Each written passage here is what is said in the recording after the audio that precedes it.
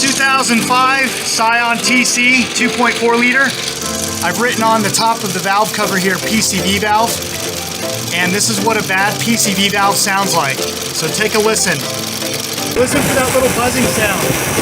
So it took me putting a stethoscope on it to hear it. This is for contrast purposes. This is the old PCV valve. This looks like it's probably 10 years old with 100,000 miles on it. Here's a new one. Let's put the new one in. Let's see what it sounds like right after this. I got the new one installed here,